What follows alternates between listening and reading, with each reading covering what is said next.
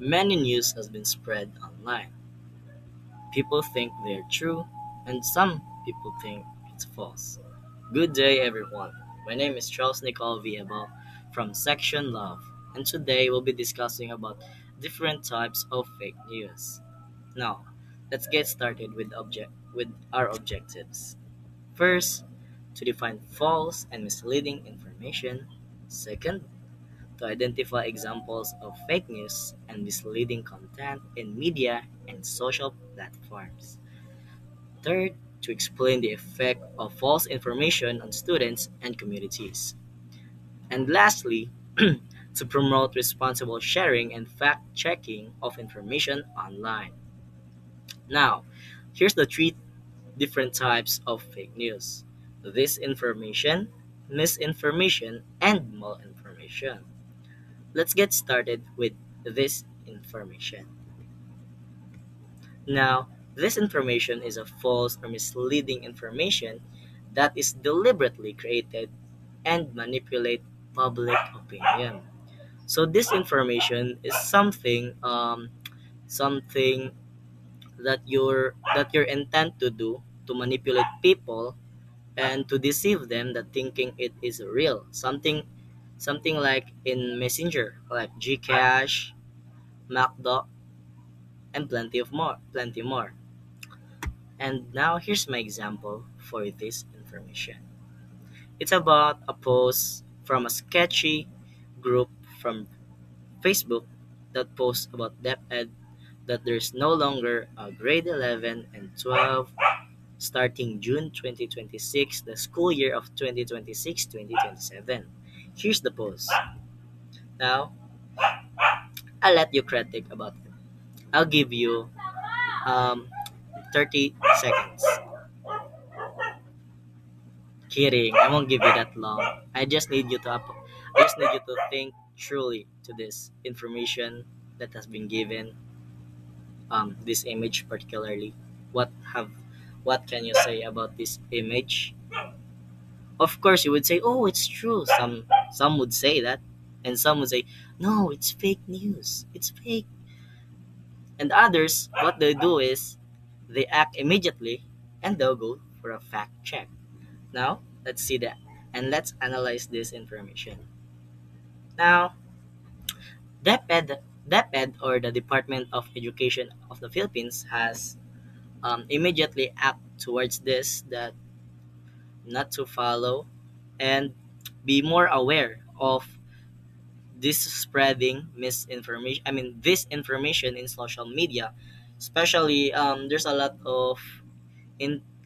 of information from Facebook that many parents, grandparents, or let's just say a community of people believe immediately despite without even fact checking.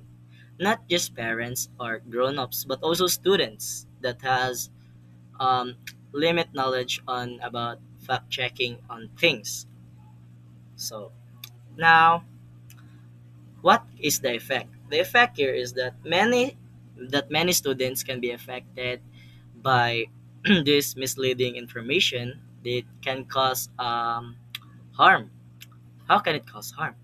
Especially to those students who lack this kind of education or some sort of that. Sorry guys, but pe- um, I'm not saying that they did not study, but some really does not know about anything about fact checking. So it's very let's just say dangerous because um, people nowadays is very gullible, especially me. Not gonna lie, guys.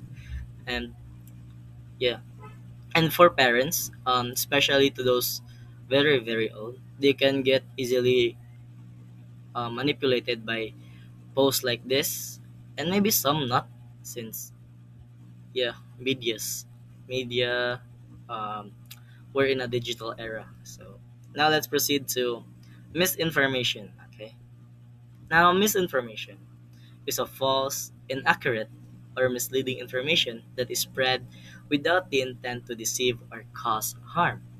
So now what's the difference between this and mis? Now the difference between them is this is you have an intent to cause harm to people. And misinformation is something like your grandma that shared a post from your group chat, your family group chat, without knowing the without knowing it's a fake news. So this doesn't cause harm. And now it's another DepEd post. It's about um, let's just say some students believe because they think this is true that there's no Christmas party like DepEd banned Christmas party. So let's get through it, guys. Now, what do you think about this post? Like it says here that DepEd announced no more Christmas parties in elementary, high school, and college. So many students, parents have believed this. Especially some teachers have believed this. I've known some. I mean, few teachers believe this post, and they shared it and thinking it is true because it has DepEd on it without you know um and s- and DepEd immediately responds to this with "Tada!" Now it's Tagalog. So it says here that nilinaw ng DepEd, I mean, DepEd clarified that this this kind of news hasn't brought out or they didn't post something like this and we need to be informed immediately. So we need to report the person who shared this misinformation. I mean, it's not an intention. He's not or his or her intention is not let's just say her intention is not to harm people. They maybe just thought it is true, some sort of that. And now let's proceed to malinformation. Without further ado, let's go. So malinformation is genuine, factual, accurate information that is shared publicly with the specific intent to cause harm, distress, or damage to a person, organizations, or country. So malinformation is something, let's just say, blackmailing a person. Now, speak of blackmailing, there's this very viral and scandalous post from Facebook. Ta-da! Many Gen Zs and some millennials know this. This is a gold medalist issue. A girl and her boyfriend solve some difficult times, and based on the information, the girl has some nudes, yeah, something like nudity videos, pictures, some sort of that his boyfriend spread throughout social medias, and many netizens um, still want the video. And here's an example. So at the right corner, as you can see, there's still people asking for the videos, and the girl, the gold medalist, is what what can be the cause of her? I mean, what can she feel?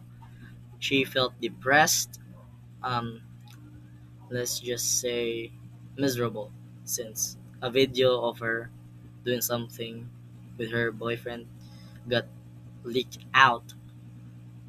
Not just any leak out, but her boyfriend leaked that video out, pictures out, and she's hurt, guys. She's hurt. So many netizens wants the video, and many says stop spreading the videos since she also have her private life. So what does it benefits to us? Let's just say that um, invading privacy is a very bad thing. Yes. And another thing about invading privacy is in the left corner. Um, it's a it's a message from a friend of mine. He sent me this screenshot of her that at the practice some sketchy guy texted her that she had a big melons. You know what I meant, guys. And it's and she felt uncomfortable, guys, and you know it's invading also her privacy. So I think we know about the differences between this Miss and Mal. Now again, this information is something your intent to cause harm. Misinformation is something you don't know and you don't want to cause any harm, you just shared it because you think it's real. And malinformation is some sort of blackmailing to a person, causing harm and a big damage to a person's privacy or a organization or a country. So that's it, guys. Thank you all for listening. Once again, my name is Charles Nicole Viebal from Grade 11 Love, and that's all. Peace out. Thank you, guys.